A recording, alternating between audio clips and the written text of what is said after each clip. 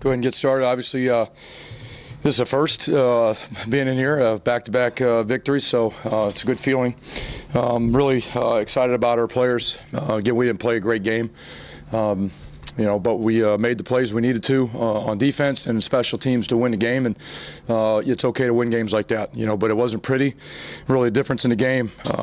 2 takeaways on defense. We didn't turn the ball over at all on offense. That was huge. Holding them to 3 of 15 on 3rd down was huge, and then the 4th down stops that we were able to get in that game were huge. Punting the ball the way we did to flip the field position was outstanding. Not only the snaps, the punter, but the coverage also was great for most of the day out there, and it was just big part of the victory, and couldn't be happier for Ryan Anderson, that punt team, the way that they're playing right now. So again, just really excited about our team, and we challenged them several weeks ago after the Ohio State game to bounce back and show tremendous grit and resolve and brotherhood, and they've done that. It's on to the next one, and we'll celebrate this one for 24 hours, and we'll come back tomorrow and clean up the things that we didn't do very well, and keep getting better and move on to the next challenge. So with that, I'll go ahead and open up for questions. Chris, when you think about where you guys were 8 days ago, with the Big Ten losing streak now, to have 2 back-to-back Big Ten wins for the first time ever since Rutgers joined this conference, what can you say about the turning point of the last 8 days? There is no turning point. You don't win those games in the last 8 days. Just don't. You win games in the off season, back of the off season, spring ball, summer conditioning, training camp. That's when you win these games. You just don't want to lose your team during tough times and adversity, and that's really I guess the testament to our players is we have been through some tough times. We didn't start off great. We're 1-4. Some close games, some tough losses, and we stayed together, and we kept battling and kept fighting and kept getting better. But we'll celebrate this and we'll move on to the next one. But there's no defining moment in the last 8 days that says you did this to win these 2 games. That just doesn't happen. Is there an identity forming with this group now with these 2 wins? We just got 2 wins, man. I just walked off the field. I don't know. The identity is toughness and brotherhood. If you want to talk about identity, just mentally and physically tough. We laid it on the line. They did it for each other, and that would be our identity, and I'm okay with that. Coach, on that last drive, what are you telling your defense, and what's going on? Don't let them score. I mean, it's it. Don't let them score. What's going through your mind? Don't let them score. I mean, don't overcomplicate it. There was not a lot of words other than just go fight, guys, and don't let them score. Don't let them get 8 points. We don't get 8 points, we win the game, and that's exactly what they did. And that was, there were some plays in that drive that we missed opportunities to get some sacks that might have ended it earlier. We didn't get them. Quarterback did a great job avoiding some pressure, getting out of some tough situations, and scrambled. Got some huge chunks of yards on them that were a little concerning, obviously. But at the end on the 2-point play, man, our guys sucked it up and made the plays when we needed to. When you look at Coach, if someone looked at these numbers and they said, I looked at them, they'd say, I don't look at them right now. I'm not looking at them. You can look at them. You can make all the assumptions you want. There's one that matters today, and we got that W. Yeah. What underlining of this game that you knew, if you did it right, you knew you could win today's game? The formula doesn't change for winning games. We've got to go play really, really hard. We've got to do our job. We got to play 4 quarters of football. We got to be good up front on both sides of the ball. We weren't today. But again, just because one part of that doesn't work doesn't mean you can't win games. And that's really what it was about today.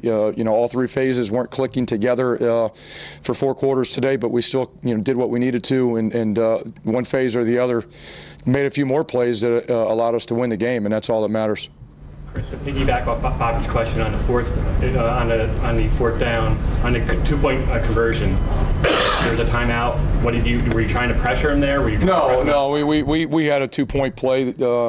Defense that we work all the time. We've never been in a 2-point situation yet, so we haven't had to call it. But there are certain things that teams do in those situations that we practice all the time.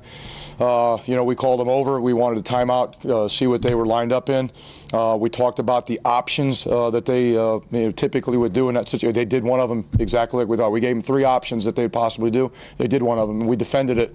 Was able to get pressure in the quarterback's face. He threw the ball up, and they didn't catch it. So, just the cumulative reps of practice that we put into those situations, that they had pretty good idea what they were going to do once they started the motion. We knew exactly, and our players adjusted, covered the guys down, and got pressure in the quarterback. quarterback's face, and it worked. After Gio misses Blackshear on the wheel route the first time, what led you to go back to it a second time in that?